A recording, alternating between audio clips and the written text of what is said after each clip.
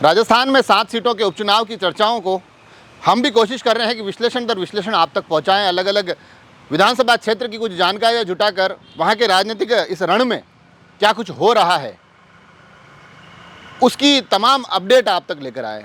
आज बारी खींवसर की है और खींवसर का जिक्र इसलिए ज़रूरी है क्योंकि ये एक ऐसा विधानसभा क्षेत्र बन चुका है जहाँ भारतीय जनता पार्टी और आरएलपी की प्रतिष्ठा दांव पर है, जहाँ कांग्रेस अब गठबंधन के उन नियम कायदों से, गठबंधन के उन दायरों से बाहर निकलकर अपने प्रत्याशी को लड़ाती दिखाई दे रही है।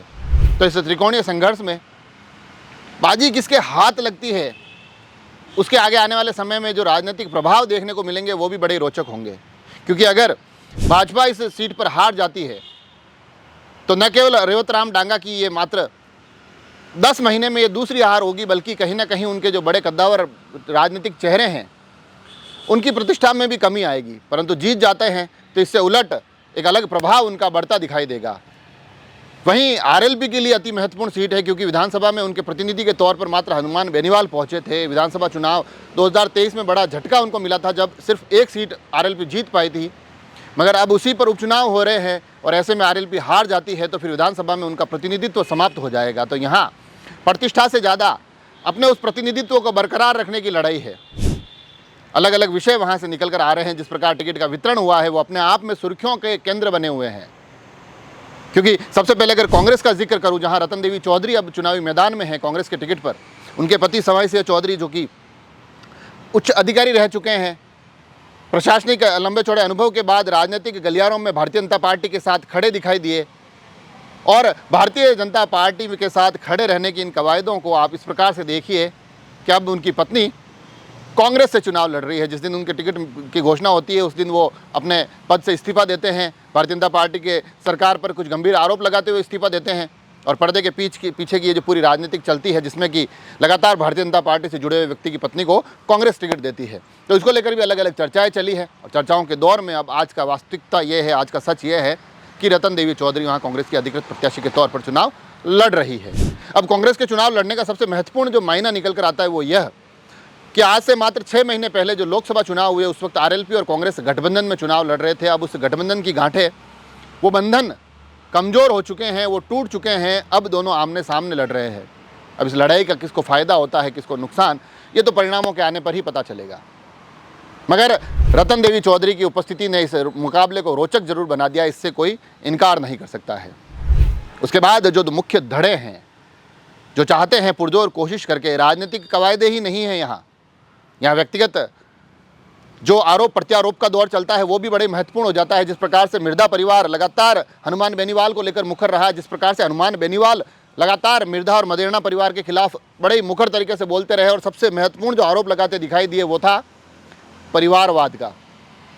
मगर इस बार आरोप उन पर लग रहे हैं, आरोप लगाने वाली मिर्धा परिवार है। हालांकि ज्योति मिर्धा जो कि उस क्षेत्र का बड़ा नाम है, मगर मात्र 6 महीने पहले हुए चुनावों में उनको हनुमान बेनीवाल के हाथों पराजय, शिकस्त का सामना करना पड़ा था।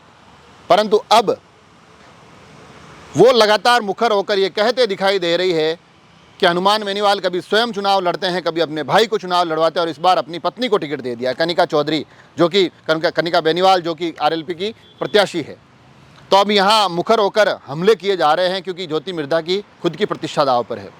साथ ही जो टिकट मिला है रेवतराम डांगा को, अलग अलग उनके वीडियो वायरल होते हैं, कई बार किसानों के बीच में झूमते दिखाई देते हैं, कई बार भक्ति भाव में बड़े आनंदित होकर उनके दृश्य निकल कर आते हैं, ज़मीन से जुड़ा हुआ चेहरा बताया जाता है। और विधानसभा चुनाव 2023 मात्र 2000 के आसपास वोटों से वो हारे थे। कड़ी टक्कर उन्होंने हनुमान बेनीवाल को दी थी।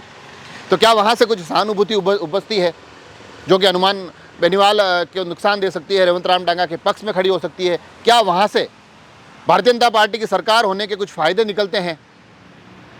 क्या मैदान में हनुमान बेनीवाल का प्रत्याशी न होना कहीं ना कहीं भारतीय जनता पार्टी के लाभ का सौदा हो सकता है? ये तमाम समीकरण अब वहाँ पर देखे जा रहे हैं, इन समीकरणों पर वहाँ बात की जा रही है, उन समीकरणों पर वहाँ मतदान होते दिखाई देगा। ये इसकी पूरी की पूरी संभावनाएं बनती नजर आ रही है।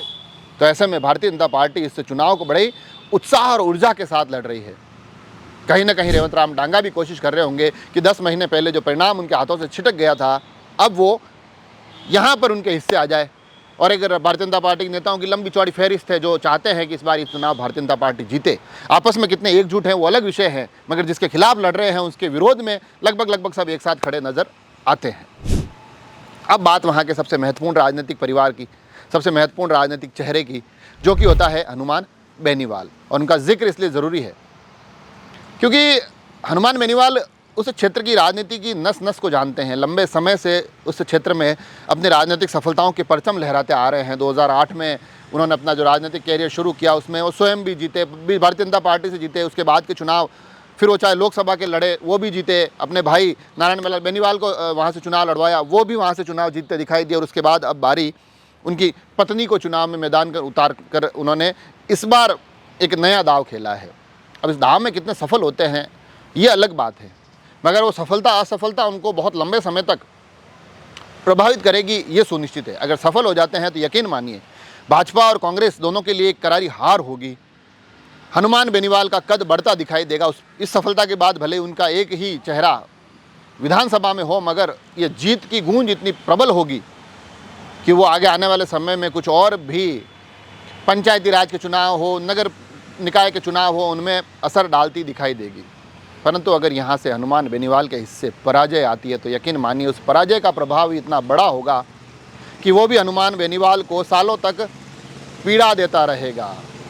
उनके गृह क्षेत्र में अगर वो ये चुनाव हार जाते हैं, वो भी तब जब अपनी पत्नी को चुनाव लड़वा रहे हैं, तो ऐसे में ये पीड़ा बहुत लंबे समय तक उनको परेशान करने वाली दिखाई देगी। विधानसभा में उनकी पार्टी की तरफ से प्रतिनिधित्व खत्म हो जाएगा।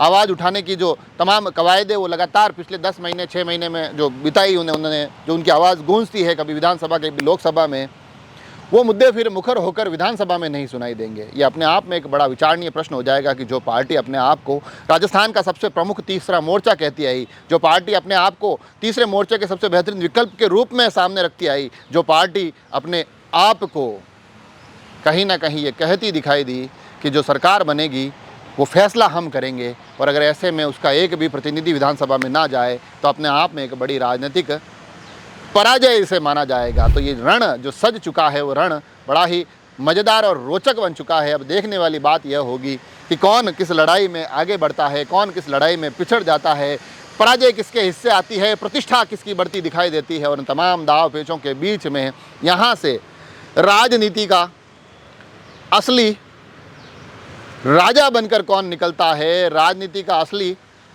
रणनीतिकार बनकर कौन निकलता है, इस पर हमारी नज़र बनी रहेगी। जुड़े रहे राजसमंद एक्सप्रेस से। धन्यवाद।